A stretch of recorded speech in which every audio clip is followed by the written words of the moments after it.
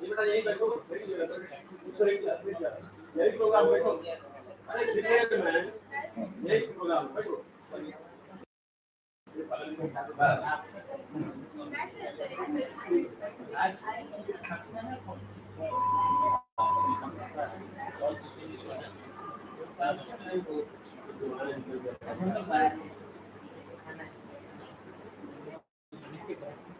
कल शादी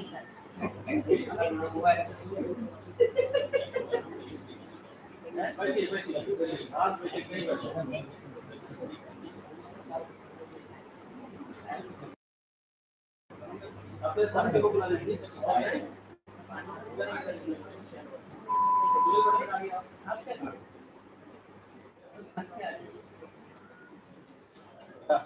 शुरू कराओ भाई। यहाँ हमारा चेयर तो आ गया। My chair has live look.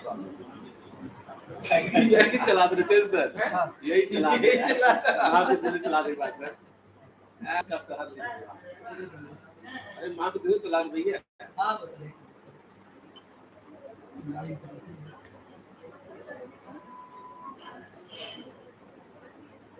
आप तो हमारे भी छोटे सपने आप तो हमारे भी छोटे सपने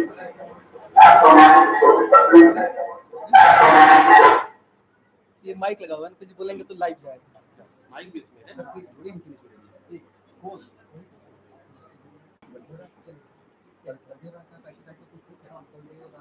ये चलिए सर, यहाँ भी शुरू कराया है। हाँ सर। अरे कहाँ जा रहा दादा? एक बार सर का रईसी से बैठे हैं, एक बार तो यहाँ कौन कराएगा? यहाँ आ जाएंगे, यहाँ पे हम लोग कराएंगे। बेटा आप लोग क्या करिए ना, आप लोग कौन रखा है सर? ये बच्चा थोड़े कप आप एक साथ बैठ जाओ। बेटा थोड़ा दूर सुनो ना, दूर में बैठो ताकि आपको वो लिखे जो चेयर है ऐसा बैठो।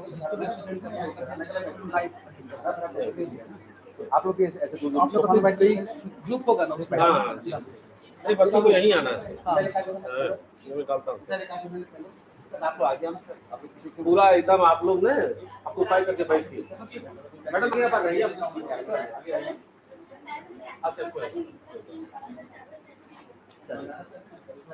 बैठिए मैडम। हाँ बैठिए। अरे देखिए गिर जाएगा। ये सब तो उसको लगाइए आराम से।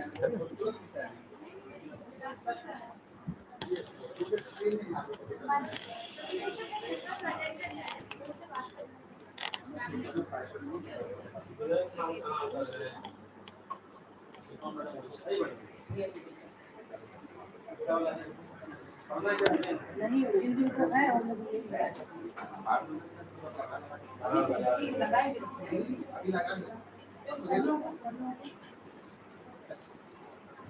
बस बस हाँ मैं देख लिया सर, मैं एक बार कंफर्म कर। हाँ हाँ हाँ स्क्रीन आ जाती होगी सर आपकी। अच्छा अच्छा मतलब क्लियर हो गया सर, आप खुद जोड़ पाएंगे ना। अरे फेस का फोटो तो सर अभी मैं बाकी रह जाऊंगा ना, तो उनको मैं लॉगिन के लिए देख मेरा ईमेल आईडी से वो ओपन कर लेंगे तो वही आ सकता है।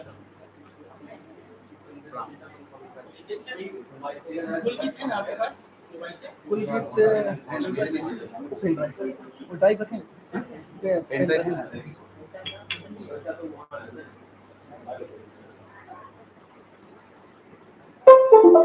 So let us begin. Please take a chair. Sir, you sit there, sir. Please. Manoj, sir, you want to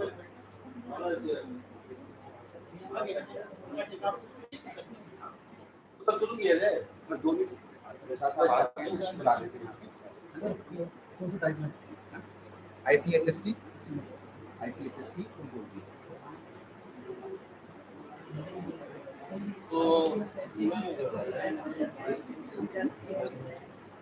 आज अंतर्राष्ट्रीय संगोष्ठी इंटरनेशनल कॉन्फ्रेंस का दिवस है, जिसमें आज का जो सत्र है डिपार्टमेंट ऑफ लीगल स्टडीज और फंक्शनल हिंदी का तकनीकी सत्र भी प्रारंभ किया जाएगा। सभी हमारे कीनोट स्पीकर्स के वक्तव्य के उपरांत उनका हार्दिक स्वागत अभिनंदन के उपरांत यह तकनीकी सत्र प्रारंभ किया जाएगा।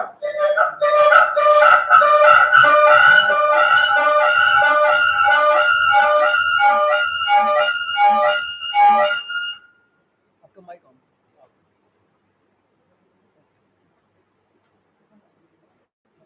सभी पार्टिसिपेंट डेलीगेट से रिक्वेस्टिंग है, अनुरोध है कि आप सभी अपना मोबाइल से जो भी गैजेट्स है म्यूट कंडीशन पे रखेंगे।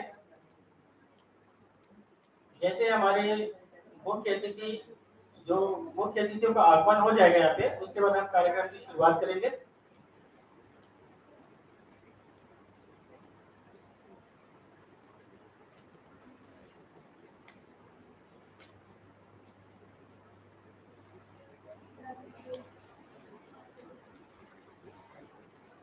आज इस इंटरनेशनल कॉन्फ्रेंस का बहुत ही इंटरेक्टिव सेशन भी है।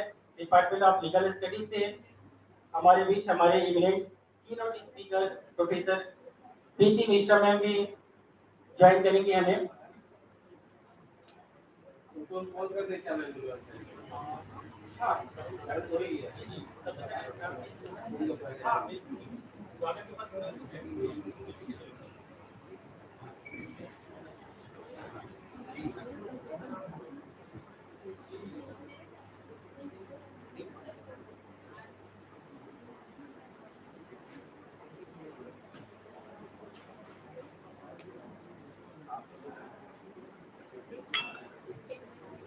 सर एक बार ना चेक कर लेते हैं बज लाइट नहीं बज रहा। आइए हाँ चलो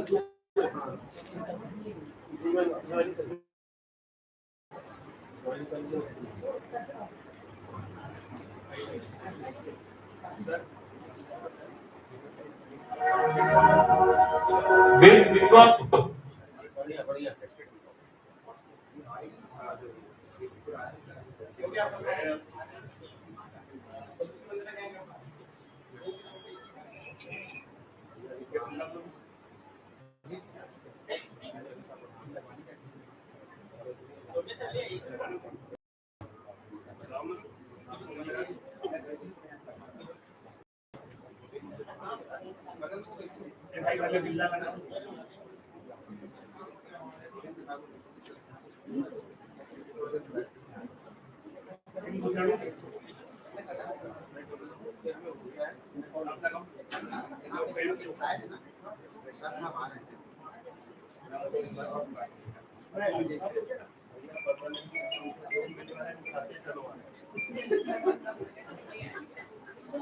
क्यों सर आज हम लोग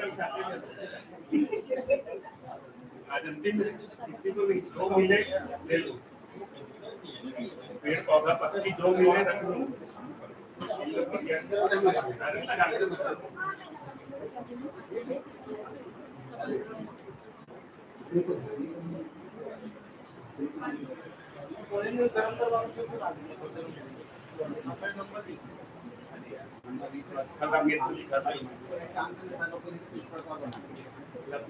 तो मैडम ने बोला क्या किया याद आया देशा को तो शायद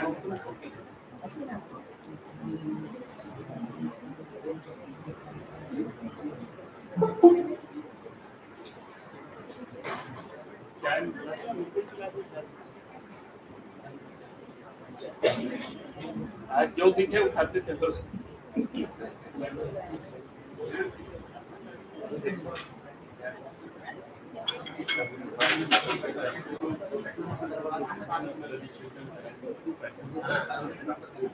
मैं आज अंतर्राष्ट्रीय संगोष्ठी का 30वां दिवस है। आप सभी का बहुत बहुत हार्दिक स्वागत और अभिनंदन करता हूँ। कार्यक्रम की शुरुआत मां सरस्वती की पूजा से प्रारंभ करेंगे। मैं कार्यक्रम में मां सरस्वती की पूजा हेतु अंतर्राष्ट्रीय संगोष्ठी के समन्वयक श्री हरिशंकर टोंडे सर को आमंत्रित करता हूँ तथा डिपार्टमेंट ऑफ लीगल स्टडीज के को कन्वीनर श्री समरनारायण उपाध्याय सर को आमंत्रित करता हूँ, डॉक्टर धीरज सर को आमंत्रित करता हूँ, डॉक्टर मनोज कुमार झारिया सर, डॉक्टर सुषमा क्रिकेटर आप सभी लोग सरस्वती पूजा के लिए आमंत्रित हैं। आइए सर आइए प्लीज। आप सभी अतिथियों से आग्रह है कि मां सरस्वती का पूजा अर्पण करें। आइए आप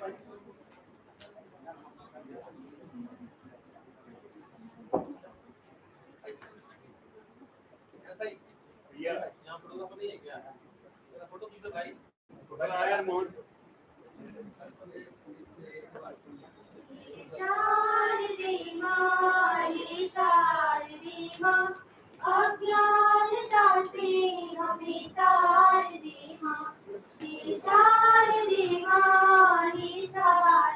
माँ अज्ञानता से हमें तार दे माँ तू स्वयं कमल पे विराजे हाथों में वीणा मुकुट सर पे साजे फोटो खींचते रहो ना श्वेतवर्णी कमल पे विराजे हाथों में वीणा मुकुट सर पे साजे मन से हमारे मिटा दे अंधेरे हमको संसार दे माँ ये शारदे माँ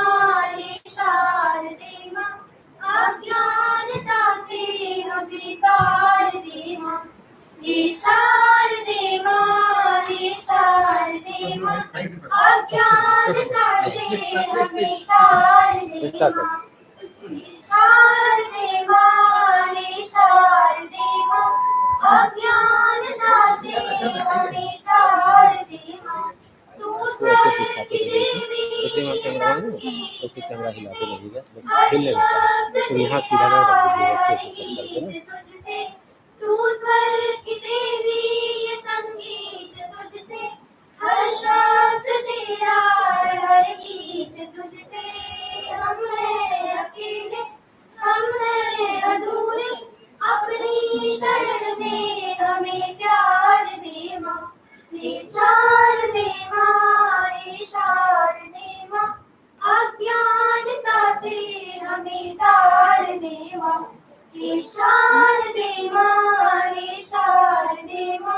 अज्ञानता से हमें तार दे माँ मुनियों ने समझी मुनियों ने जानी वेदों की भाषा पुराणों की वाणी मुनियों ने समझी मुनियों ने जानी वेदों की भाषा पुराणों की वाणी हम भी तो समझे हम भी तो जाने विद्या का हमको अधिकार दे माँ हे शारदे माँ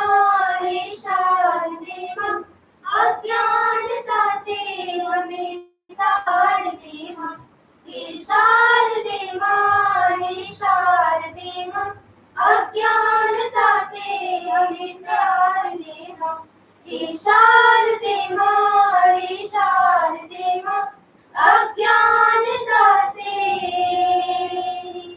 हमें तार दे माँ सरस्वती मैया की जय। विद्या की देवी सरस्वती माता की जय।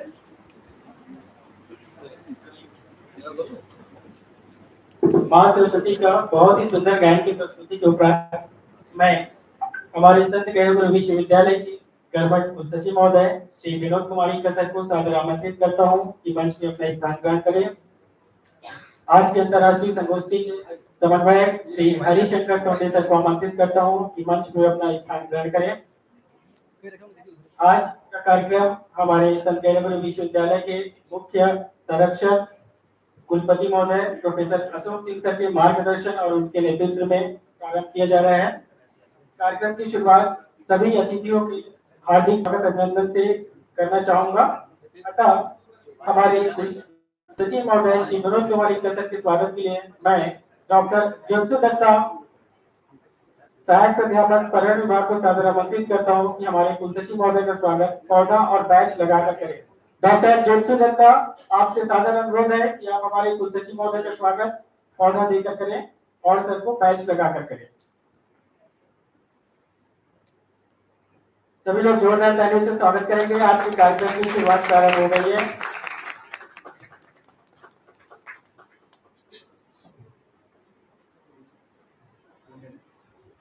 स्वागत की इसी कड़ी को आगे बढ़ाते हुए मैं हमारे अंतर्राष्ट्रीय संगोष्ठी के समन्वयक श्री हरिशंकर टोंडेसर का स्वागत के लिए मैं doctor Dheeraj Kumar Yadav assistant professor department of farm forestry को सादर आमंत्रित करता हूं कि सर को पौधा देकर स्वागत अभिनंदन करें। Doctor Dheeraj Kumar sir.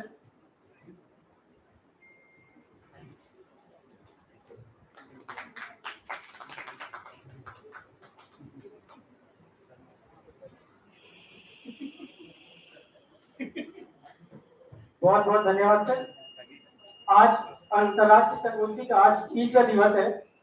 इस संगोष्ठी इस इंटरनेशनल कॉन्फ्रेंस में उपस्थित सभी हमारे सरगुजा संभाग के डिजिटल मीडिया प्रभारी, समाचार पत्रों से आए समस्त चीफ एडिटर्स एवं अधिकारीगण तथा देश विदेश से जुड़े हमारे तीनों स्पीकर, मुख्य वक्तागण तथा पार्टिसिपेंट्स, डेलीगेट्स और हमारे विश्वविद्यालय शिक्षा विभाग के सभी अध्यापकगण, कर्मचारीगण, आप सबका बहुत बहुत हार्दिक स्वागत और अभिनंदन है आज के कॉन्फ्रेंस में। क्योंकि समय बहुत ही कम है, हम सभी को आज समापन समारोह का भी दिन है, आज तीसरा दिन है, तो मैं सबसे पहले आज की कार्यक्रम की शुरुआत के लिए हमारे संत गैरगुरु विश्वविद्यालय के सचिव महोदय से अनुमति लेना चाहूंगी कि हमारे वक्तव्य प्रारंभ करने की अनुमति दें। Thank you sir.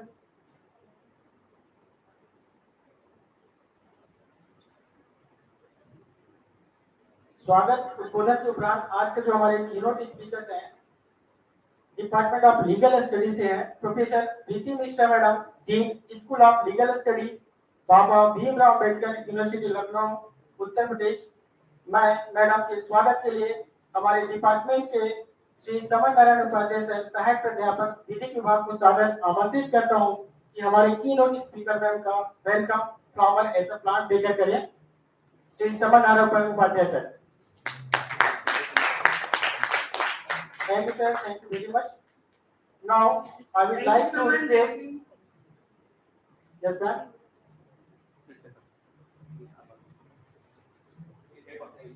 Thank you, ma'am. Thank you so much. And welcome you, ma'am. Now, I would like to request Mr. Samanarayan Upadhyay to present brief introduction of our keynote speaker, Professor Priti Mishra. Sir, please.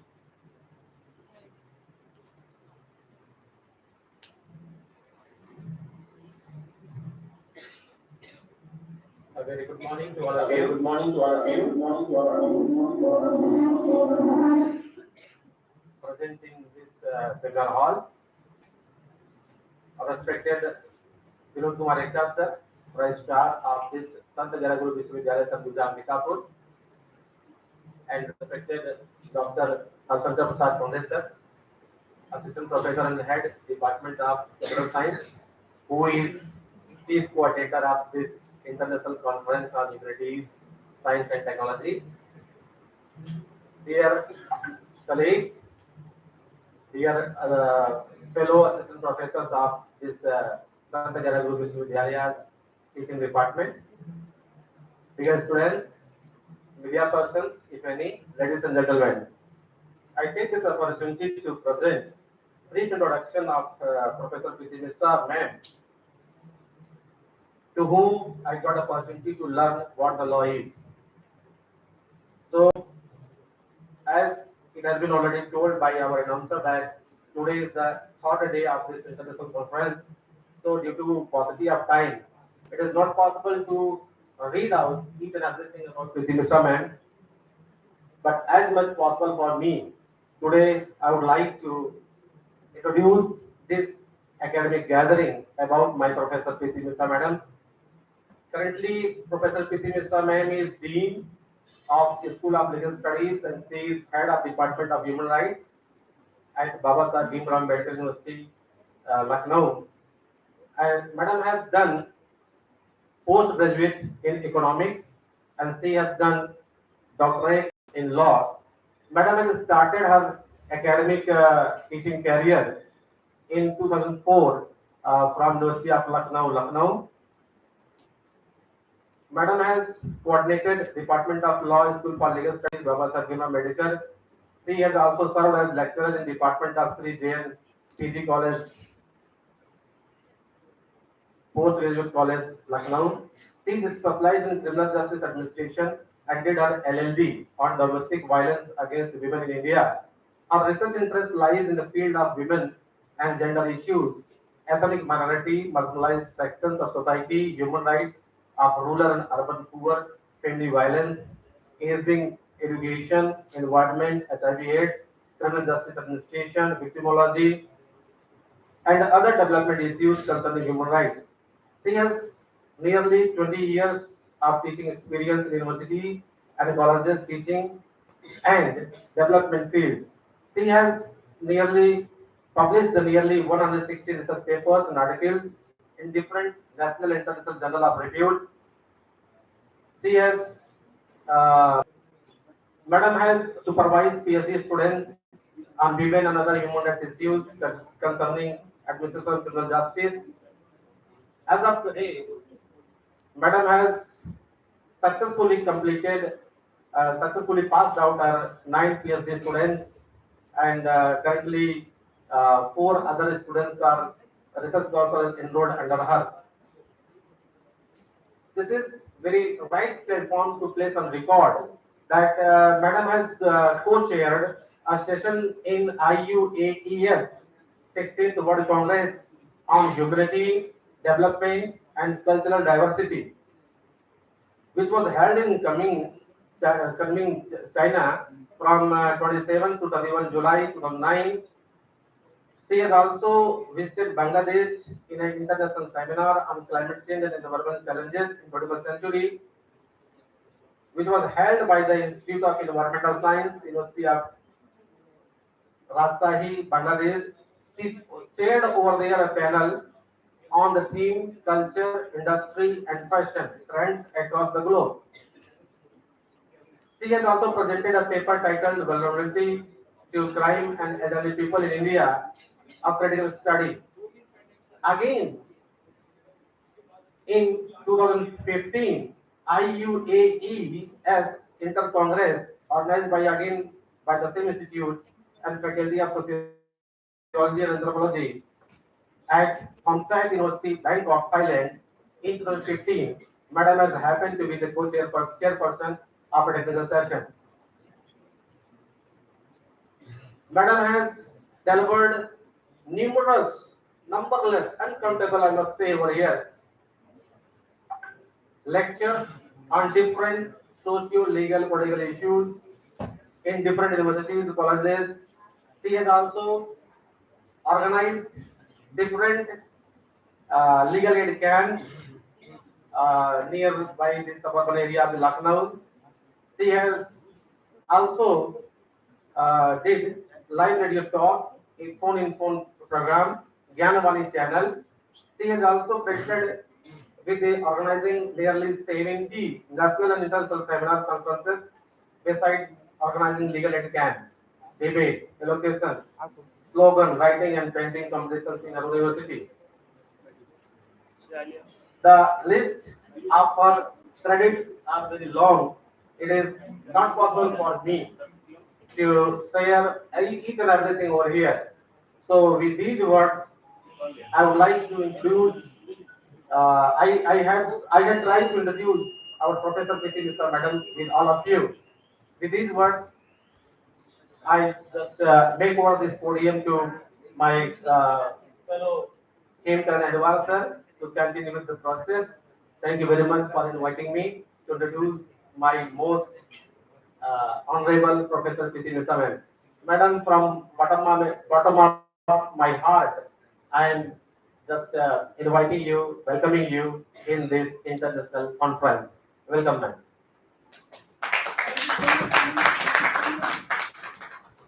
A very warm welcome, ma'am, on the behalf of Sant Guru Vishwavidyalaya, Sargoya University, and I would like to invite, please deliver your lectures, ma'am, please. Thank you, sir. Thank you so much. Welcome, ma'am. First of all, am I audible? Yes, Ma'am, audible, ma'am. Okay. First of all, I would like to thank the organizers of this conference on international conference on humanity, science, and technology, especially Harishankar and Samanarayan Upadhyay for inviting me here, for having some words with you all. And I would like to convey my regards to the Honorable Vice Chancellor of the University, Professor Ashok Singh ji. Namaskar, sir. Very good morning.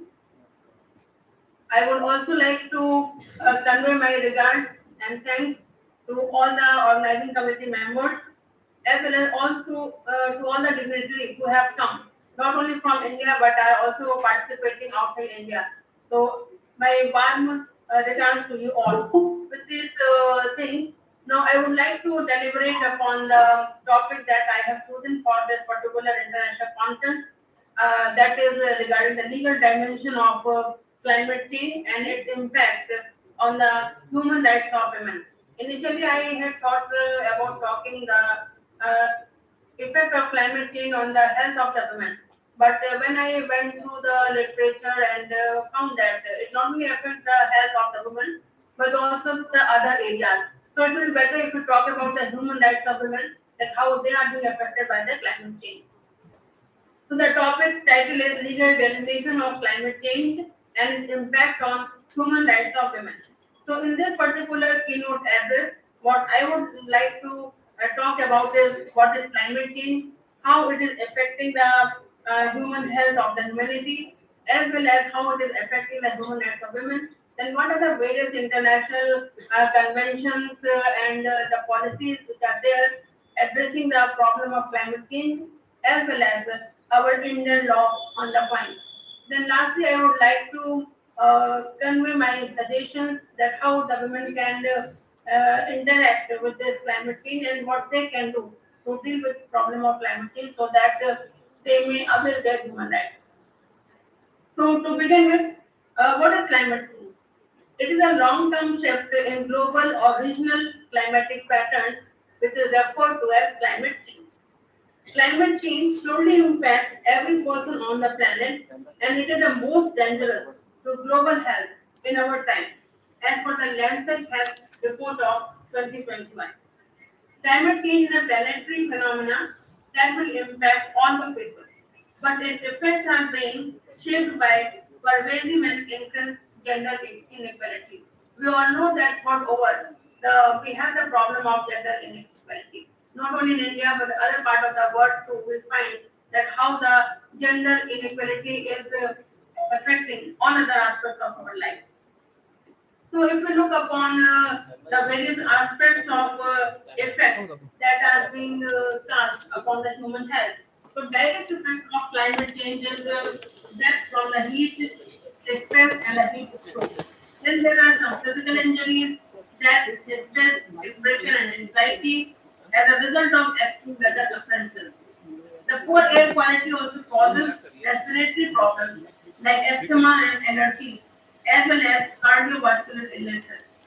Low level of water quality and a lack of access to safe drinking water also result in a rise in diarrhea conditions such as cholera, etc. And this food insecurity, which is also caused by rising CO2 level because of the climate change, also result in lower level of protein and micronutrients as well as deficiency of B vitamins, not only in the human beings but also in the fatty that we take, that is the rice, wheat, and other crops. So geographic spread of mosquitoes and other vectors also disseminate illnesses such as malaria, dengue, yellow fever, Zika, bacteria, etc. And these are nothing but the climate effect which is changing fast. So not only the effects of physical health, but these climatic changes also affect our mental condition.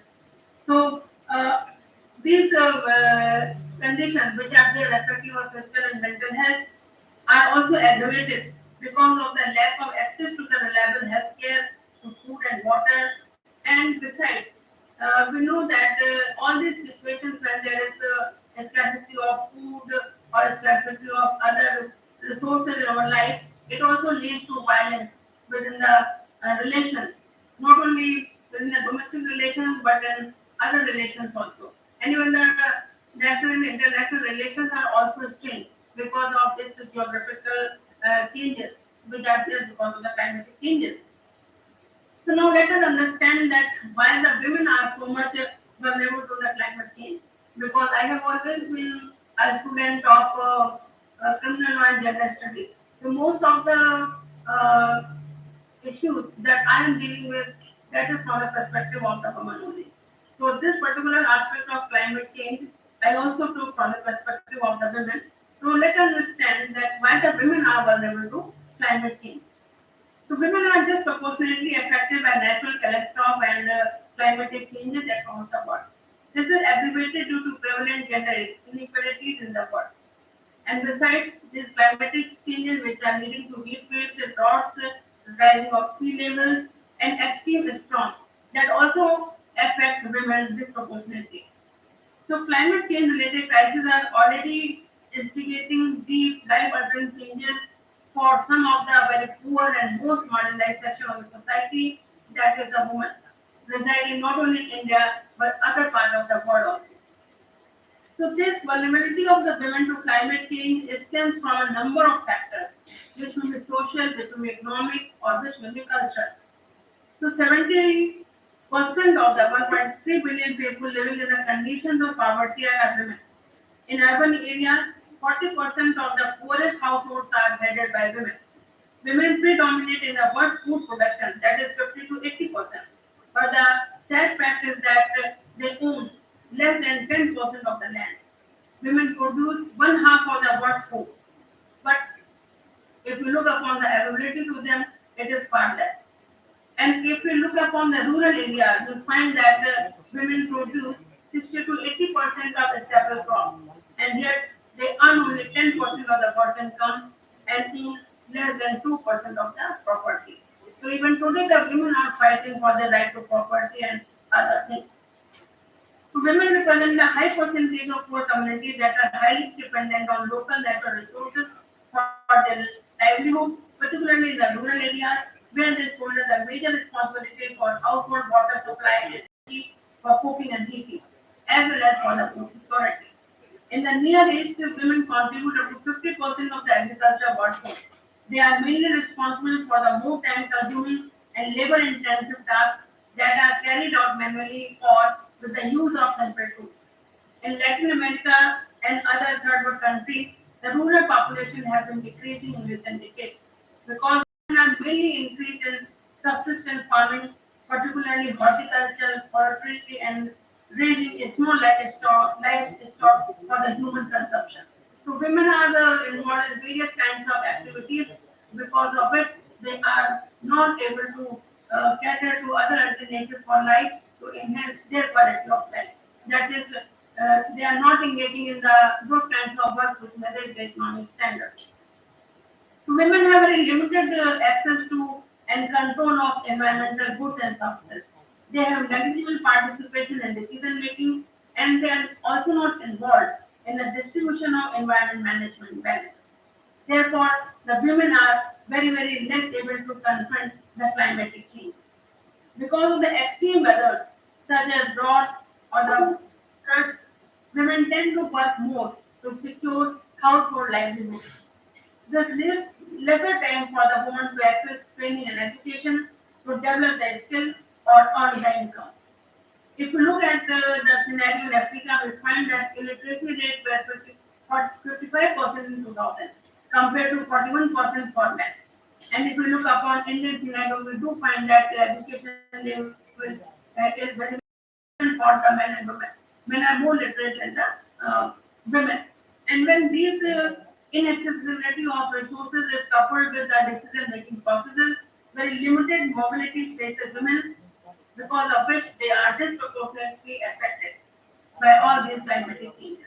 So in many societies of the world, socio-cultural norms and the child care responsibility is still prevent from migrating or seeking refuge in other places or working conditions when there is any kind of disastrous effect of the environmental change. If there is environmental change or there is a climatic change, such a situation is likely to put more burden upon the women because when there is a scarcity of water, women have to travel long to get the drinking water and to get the added stressor for them. So besides having all these human rights violations, they are also affected by the climatic changes that are happening day by day that we are witnessing.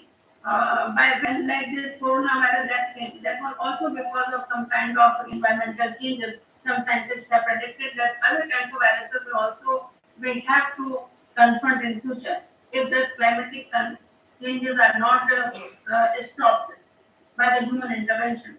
So it is widely known that during conflict also the women face heightened domestic violence, sexual intimidation, human trafficking and rape. Why? Because when there is flood, when there is drought, or when any other kind of unnatural happenings are there, women have to migrate to some other places. they are refugees, they are internally displaced, and when they are faced in such kind of situations, they become more vulnerable to all kinds of abuses and the sexual violence, besides facing the scarcity of food, medicine, etc. So it really affects the health of the woman because the women have been identified as a vulnerable category among the population because they have very poor access to family planning services. They have poor access to education and they do not have sufficient income to meet the or to keep the household fire burning. In many circumstances, negative consequences are expected to be harsher for the women as compared to women because of the health inequities which are there in many parts of the world. Women who face the respiratory and the cardiovascular illnesses, they are having more problem anemia and malnutrition, which is caused by the food instability. Then women do have to face the complicated pregnancy situations also. Then water shortage, which is there because of the climate change, and also very, very negative influence upon the women's health. So if we look upon the women who are working in the international field for the women rights, so according to Verena Collateral, who is an intergovernmental specialist with the United Nations of Women, she says that gender inequalities are further aggravated by the climate-related hazards because they result in higher workload for the women. Both indoor and outdoor work pressures are imposed upon the women. Besides, they face occupational hazards, there are psychological and emotional stresses, and they have got a higher mortality rate as compared to men. And he further says that gender equality hampers women's capacity and potential to be actors of climate action. And these gender inequalities, that is access to and control over resources, access to education and information, and equal rights and access to decision-making process define what women and men can do and cannot do in a particular context of climate change. So she very much feels that there are gender inequalities so far as facing the repercussions of climatic situations are concerned. So women have to face larger burden in many settings because of the gender inequality. In rural communities across the globe, women and girls undertake the labor of gathering food, water, and household energy resources. As drought worsens and forest burn, they have to travel further distances and spend more time acquiring these resources. And because of this climatic changes, it becomes very, very difficult for a woman to manage the household responsibilities like cooking, cleaning, gathering resources, and caring for the children. And especially for those women who are living in the remote rural communities. So natural disasters and salt water intrusion, which is because of the rising sea level, also affect the quality of the water. So because of this poor quality of water, a number of studies have taken place in several parts of India and Bangladesh by the United Nations. And there have been several instances that show that how these climatic changes have affected women, especially in these two countries, India and Bangladesh. So the studies say that climate change is not just changing the weather. Its consequences are daily reality for millions of people around the world. And when the intense rain falls more frequently causing floods or spells of drought, it is usually women and girls who struggle to survive and recover from the aftermath of these environmental changes because of the gender inequality, which is compounded and multiplied because of the disasters like floods, earthquakes, etc. So the studies of action aid that have been done in Somaliland and Bangladesh reflect that climate change related crises are already very, very deep, life altering, and it is especially affecting the marginalized sections of the society all over the world. So I have taken out some of the stories that are there, which are affecting humanity, especially the women, because of the climatic changes and how it is all affecting. It is also supported with the with the studies of the Action Aid, that is the international organization working for the various human rights. So it concludes or it says that there is increased risk of violence against women and girls because of the climatic changes. Because the study shows that when displacement happened in Somaliland, there are girls who are very, very insecure because they are not finding the proper shelter to save themselves. And when the thieves are coming to take away the things, they are also violating the women. They are committing sexual violence against women. So, because of this problem of shelter, which is a repercussion of the flood-like situation, or because of the drought, because of which the people have to migrate from one place to other, the women are much more subjected to various kinds of sexual assault because they don't have the proper place to hide. Then, because of the slower onset disasters like the drought or the sudden ones like the hurricanes or the cyclones, it also means the women are turned homeless, and even the neighborhoods are very, very insecure for them. So they do not find the secure places to hide themselves, and because of which they are subjected to violence, especially the young girls. Then because of these climatic changes, there is also the risk of child marriages. And these all things have been supported by the studies done by various organizations and the data which are there. So whenever the disaster strikes, the girls can be more vulnerable to child marriage. In some places, because in some places they are still considered as extra burden in the time of crisis. And when sometime ago the Bangladesh was hit with the floods, the women have to go for the early child marriages of their girls because they wanted some kind of security for their girls so that they may not face with other kinds of human rights violations. So it is thought about world over, not only in India, because you know that India, the data says that more than 30% marriages are still child marriages. And even during this COVID period, because of pandemic situation, the rate of child marriages has increased because people wanted to give their daughters in the safe hands. So because of these calamities, which are the effect of the climatic changes, that also affect the rights of the women. And it is a very, very serious violation of human rights when a girl is being married at an infant age or when the child marriages occur because she loses the right to education, she loses the right to study further, she loses the right to work, and which ultimately affects her economic conditions as well as the health. So all these things are related to the climatic changes.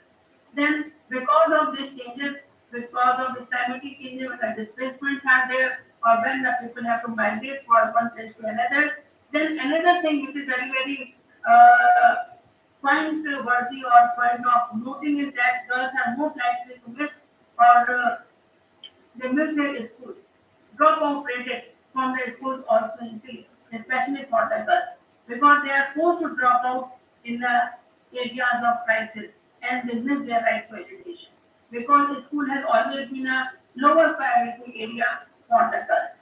We know that parents like to give their daughters in marriages instead of educating them further. So this is also one of the effects of the climatic change because of which the right of the girls and women to education is affected and they have to drop out of the school. Then there will be situation that because of the natural disaster, the schools have to be closed and one may not access to right to education. And then there may be increased risk of death and the injury, especially the pregnant women. Because when the flood-like situations are there, the women cannot swim, or when the earthquakes are there, they cannot run faster, so they cannot have the places of shelter. So it becomes much more vulnerable situation for the pregnant women who are involved or who are faced with some kind of crisis because of the climatic changes. So we see that all these things which are having the effect of the climatic change, they are affecting the various rights of women. And then it also affects the availability of the food and chances of earning a living. Because the workplaces are closed or the workplaces are changed or when one is migrating to other places, they are dealt with as refugees and there they are not having the many of the rights there. So women have very limited access to uh, ownership of the land. Even in the agricultural land, they are not having the any kind of share in many parts of the world. So all these things ultimately affect the condition of the women, and which is much more aggravated by the climatic changes. Now let us see that since the human rights violations are there of not only of the other sections of the society, but especially that of the women and girls, then what are the laws which are there at the international level and at the national level to cope with this situation? So, for the first time, WHO in 2017 named the health impact of climate and environmental change as one of the four major health priorities for the next 5 years. The United Nations Framework Convention on Climatic Change provides for a gender action plan that incorporates a gendered approach in all aspects of mitigation, adaptation, capacity building, technology, and financing. So, due to that of the time, I am not going deep into this international or the national provisions. I will just touch upon the things so that to create an awareness that what laws are there to deal with this climatic situation. So, United Nations has also talked about the sustainable development goals. There has been Paris Agreement, and though a lot of progress has been made in the international policy, so many policies are there. You will go, you go to the United Nations website, and you will find that whatever efforts are being done by the organization. But the problem is that everywhere the problem is that is of the implementation, because unless and until we are having the proper machinery at place, these provisions, which are very, very laudable in nature, substantive provisions are there, but they are not being implemented. And if you look at the Indian scenario, we find that not only there are the fundamental rights, there are provisions in the directive principles of state policy, there are fundamental duties also regarding the environment. So each and everyone is supposed to be sensitive towards the climatic changes, towards the environmental changes that are happening. So we have not only the right but also duties in terms of fundamental duties to take care of the environment surrounding us. So if we look upon the scenario in India, we find that even before the India became independent in 1947, there were various legislative efforts which were made to save our environment. And in the international, it all begins with the Stockholm Conference that took place in 1972.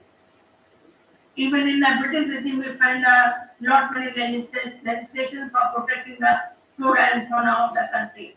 There was Endangerment Act, there was Fisheries Act, there was Shore Nuisance Act 1853, there was uh,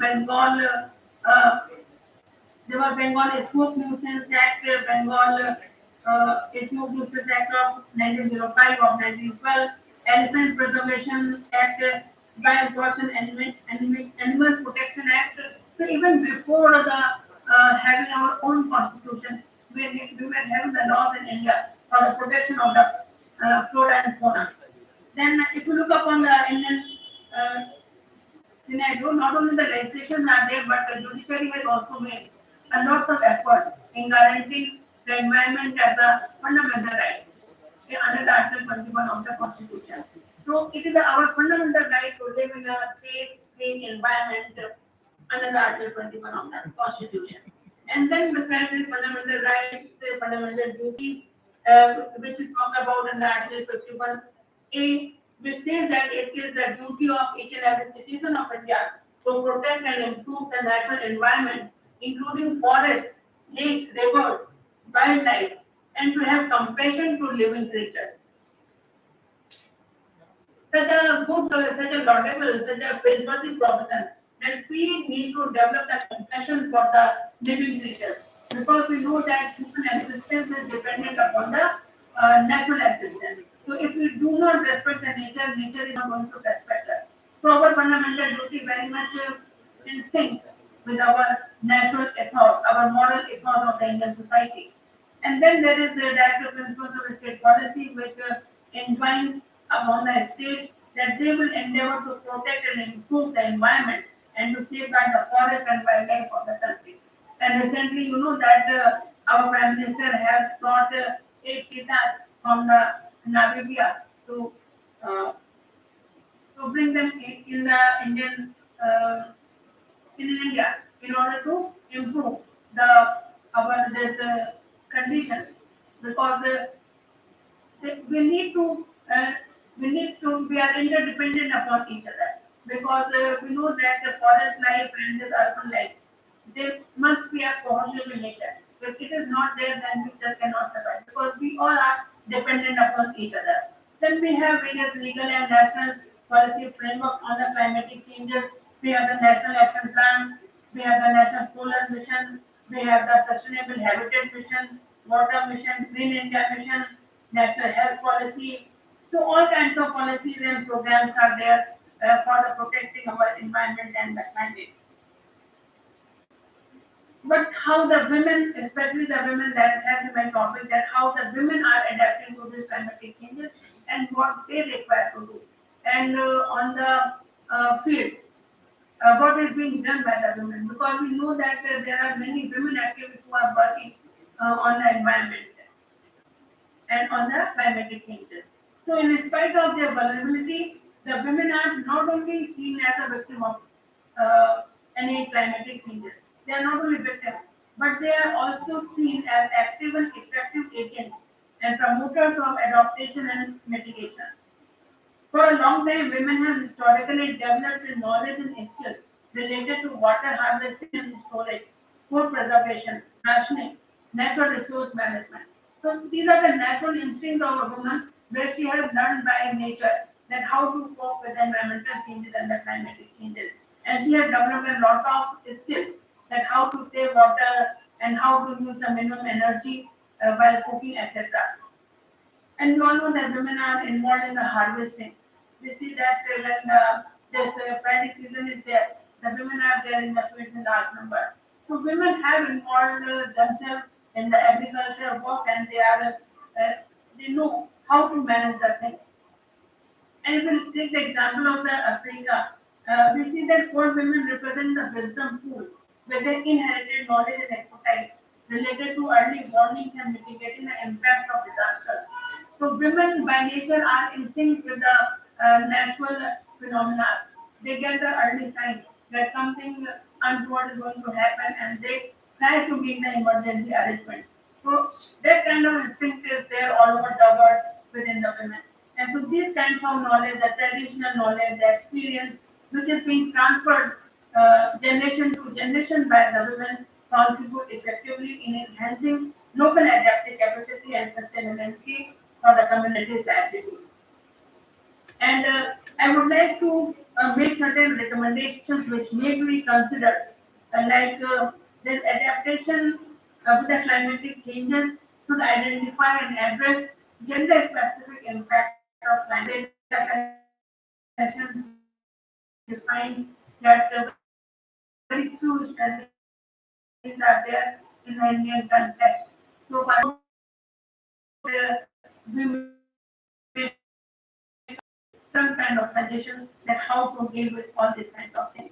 So women's priorities and their needs must be reflected in the developmental planning and also in funding. Because we know as far as the general budgeting is concerned, it is very, very low. So that thing also need to be enhanced. And women should be made a part of all the policies and programs, and they should also play the active role. That is their participation at policy making level and the law making level must be positively considered. And all the funding organizations which are there, all the donors which are there, they should take special account of the women in specific circumstances which are women faces because of the climatic changes. And we know that we have the Medha Patel working for so many times, for so many years on environmental issues. Then we have a very young activist like Greta Thunberg and Vanessa Napti. They have they have helped to spur a global environmental movement. And the world leaders like Christina Figueres, they have spearheaded the Paris Climate Agreement. And the women in Kenya and India are transforming their communities by adopting the sustainable practices.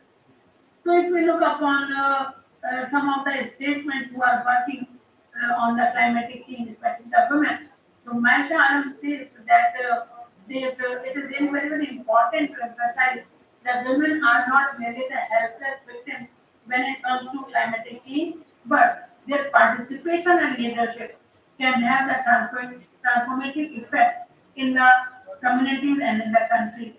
And if you look upon India, you'll find that India is still struggling with various kinds of problems. We still have the enormous social, cultural, geographical, and environmental issues that are affecting the women, and they are not able to cope with the situation for the climatic changes. So, by embracing the sustainable development goals, the India has a chance to lead the global work on the climatic changes. We know that our Prime Minister Narendra Modi is very, very vocal, and on various international forums, he has talked about that how the climate change is affecting and what the policies and programs would be to deal with all these kinds of situations. So, though the policies and programs are there,